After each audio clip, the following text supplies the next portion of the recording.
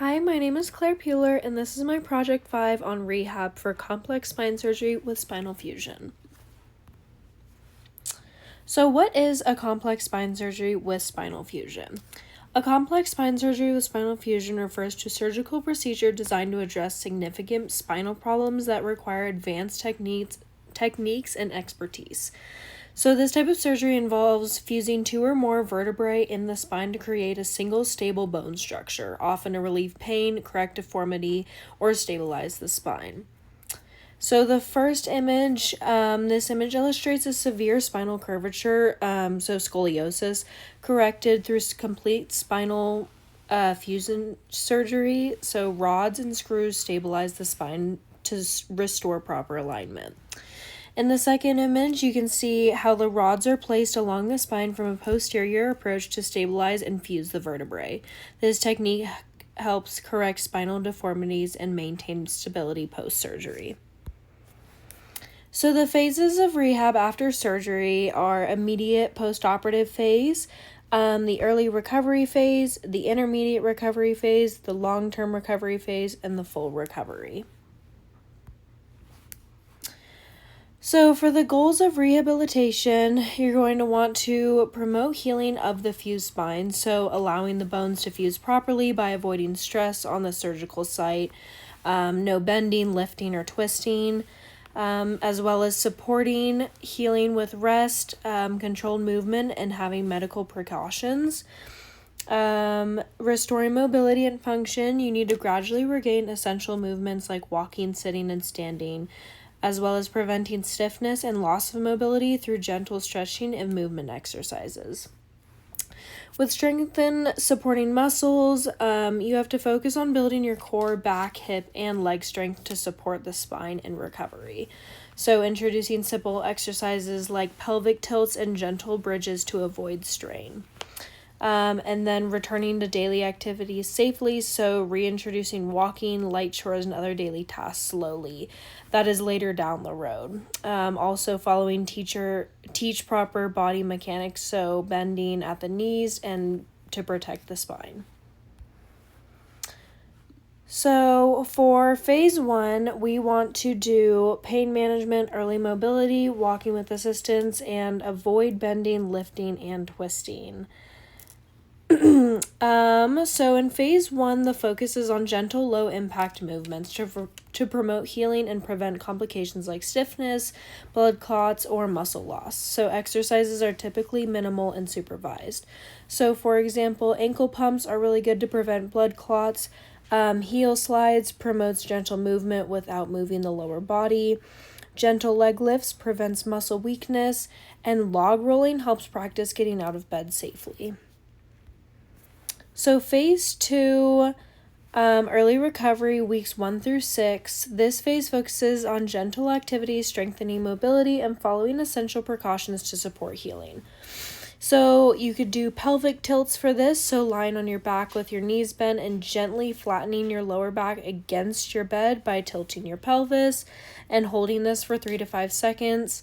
Heel slides again, so while laying down, slowly slide your heel towards your butt, keeping the spine neutral, and then gentle seated marching, so sit in a supportive chair and slowly lift one knee at a time like you're marching in place, and ankle pumps again, so continue ankle pumps from phase 1 to promote circulation. So we want to focus on gentle walking and basic home exercises, so learning proper posture and log rolling, as well as avoiding prolonged sitting and heavy lifting.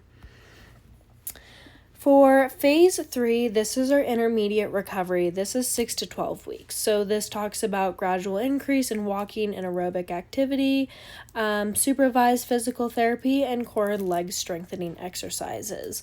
So this phase focuses on safely rebuilding strength, improving endurance, and returning to functional activities under guidance.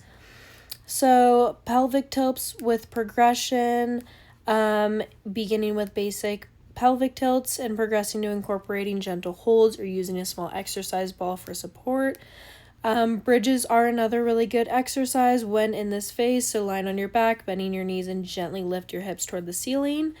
Seated core activation, sitting upright in a chair, engage your abdominal muscles and hold for a few seconds. And then standing leg raises. So while holding onto a chair for support, lift one leg to the side or back, and then repeating 10 times per leg to strengthen the hips and improve the balance. So for phase 4, this is our long-term recovery phase. So this is 3 to 12 months. So with this, we want to do advanced physical therapy for strength and flexibility, gradual return to work, hobbies or light sports, and maintaining a strong core and protecting the spine. So this phase is about transitioning back to regular activities, work, and even recreational exercises while focusing on maintaining your spine health. So doing a walking program, progress to brisk walks for 30 to 45 minutes, 4 to 5 times per week, adding gentle inclines or outdoor terrain for variety. So low impact cardio options, you could do swimming or water aerobics, stationary cycling with proper back support, as well as doing gradual increase in duration and intensity. So building your endurance slowly, starting with short sessions and increasing by 5 to 10 minutes weekly as tolerated. For phase 5, which is our full recovery, this is over 12 months now. We want to do pain and relief as well as mobility, strength and endurance, returning to activities, and ongoing care. So at over 12 months post-surgery, patients should be able to enjoy a pain-free or low-pain lifestyle, engaging in most daily activities. So that's resuming many recreational activities. However, ongoing care, so exercise and monitoring posture, is essential for sustaining long-term spine health.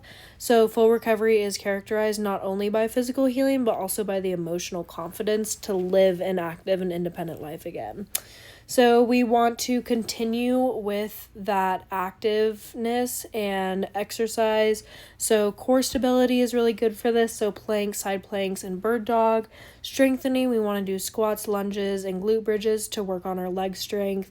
Aerobic exercises, we want to do walking, cycling, and swimming to help with our spine. And so it's not too much pressure on that. Flexibility, so our hamstring stretches, our hip flexor stretches, and cat-cow stretch, as well as balance and functional, so single leg stance and step ups. And while this, we also want to just maintain our exercise and follow-ups for spine health, just to make sure that we aren't compressing or going back to having a deformity. So we do have some precautions during our rehab. So there's no bending, twisting, or heavy lifting, use of proper body mechanics, avoiding high impact activities, and following medical and therapy guidance. So after complex spine surgery with spinal fusion, long-term spine care involves avoiding high impact activities, using proper lifting techniques, and maintaining good posture to reduce strain on the spine. Patients should avoid twisting movements and gradually return to physical activity under professional guidance. So managing weight through a balanced diet and regular low-impact exercises is essential to support spine health. Also focusing on core strength again, flexibility, and aerobic fitness. So long-term maintenance after complex spine surgery with spinal fusion involves continuing regular exercises to strengthen the core and improve flexibility, as well as maintaining good posture throughout daily activities. So it's important to engage in low-impact aerobic exercises, like I said, walking or swimming. And in conclusion, recovery from complex spine surgery with spinal fusion is a gradual but rewarding process that involves careful rehabilitation, long-term maintenance, and ongoing care. By following a structured rehabilitation plan, adopting proper body mechanics, and engaging in low-impact exercises, patients can achieve a significant pain relief, restored function, and improved quality of life. Thank you for listening.